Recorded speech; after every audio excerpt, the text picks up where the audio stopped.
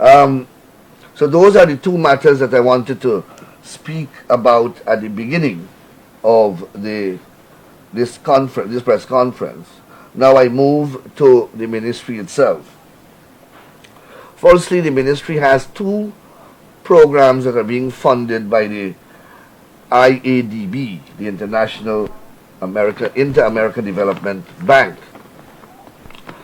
A project, $8 million US project, dealing with overcrowding of the prisons, and that's the project that I spoke about earlier, being housed in Hatfield Street. And there's another project that deals with the establishment of a law reform commission. Now, both projects have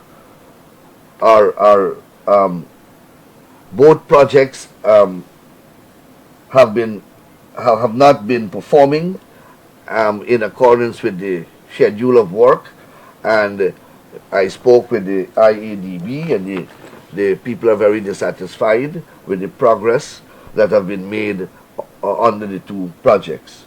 In terms of the Law Reform Commission, since 2016, a Law Reform Commission bill was passed and a Law Reform Commission was established. In 2017, it was staffed. I have here a list of staffing: 1, 2, 3, 4, 5, 6, 7, 8, 9, 10, 11. 11 staff members earning $2.138 million per month, and there is not a Law Reform Commission. They have rented a building, and I have just done the expenses from 2017 to now. Rental of building, $28 million have been spent to rent a building, and no work has been done. A total of $92,312,351 have so far been expended on this project, and there is no Law Reform Commission. Nearly $100 million of taxpayers' money from since 2017 have been expended, and the commissioners to the commission has not yet been appointed. And this is an IADB project, and the people indicated that they are prepared to pull the project unless we move swiftly on it. So we will begin to move quickly to establish this commission, to appoint commissioners.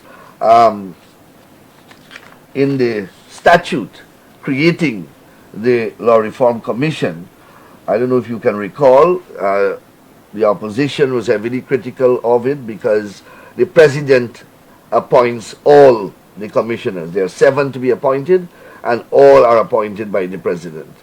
A better approach we had advocated then is for nominees to come from the various sectors in the country. For example, a nominee from the Guyana Bar Association, a nominee from the Private Sector Commission, a nominee from the labor movement, a nominee from the religious organization, a nominee from the University of Guyana, just speaking at the top of my head.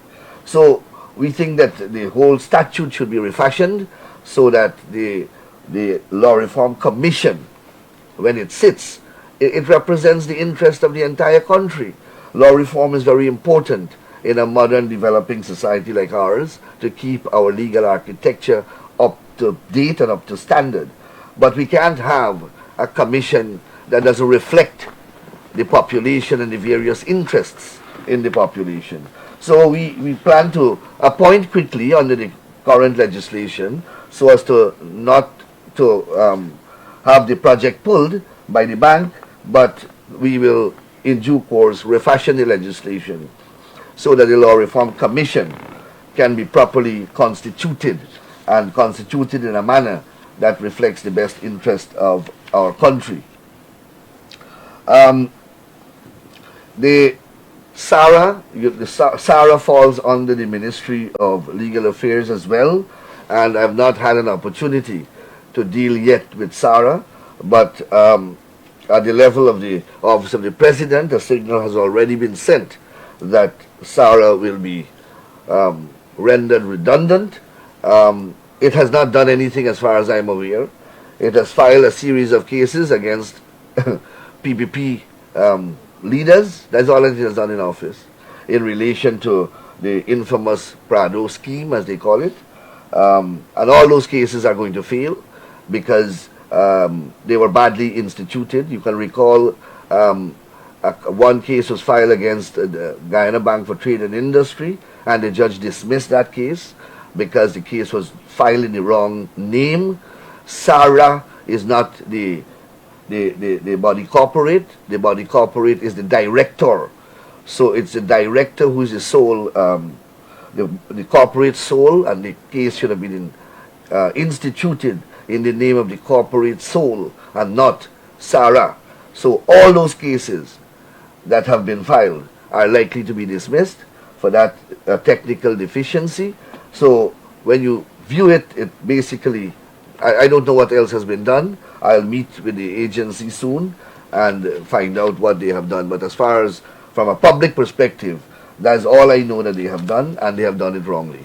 So, you know, that's an agency that the Office of the President has indicated will be closed down shortly. Our concern remains the number of, not the political fat cats at the top, because there are a few of them there working over $1 million and more each per month. Those are not our concerns. Our concerns are the lower staff. There are about 40 staff in SARU, and if you shut the agency down, you're putting 40 persons out of work. And that's our concern right now. But those at the top, we have no difficulty in disposing of their contract. And I speak of Eric Phillips and Takuma Ogunseye and Clive Thomas. Those are political appointments, and we have no difficulty in dispensing with those. But our concerns remain the ordinary Guyanese person who is employed at the agency. In terms of the legislative agenda, you know, well, we at the drafting department of the chambers, there are certain pieces of legislation that are ready to come out. The Hire Purchase Act that has been completed. We are working on the final stages of a Modern Arbitration Act that should be out soon. Of course, we have been charged with the responsibility of working on the local content policy legislation that is being worked at. Then you have the Petroleum Commission Act. Well, that's in the Parliament, and we have to rigorously review that with a view of creating a proper structure. I remember the previous minister, Minister Trotman, was himself dissatisfied with the manner in which that bill was drafted and transmitted to a select committee where it still is. A bail act is also something that's undergoing its final stages, as well as sentencing guidelines for judges and magistrates. Those are important things that are completing their preparation in the drafting department. There's a modern securities bill as well that's being worked on. But in due course, you will be hearing more from the legislative agenda of the state from Minister Gilty Shearer. But these are the pieces of legislation that are completing work now in the drafting department of the Attorney General Chambers.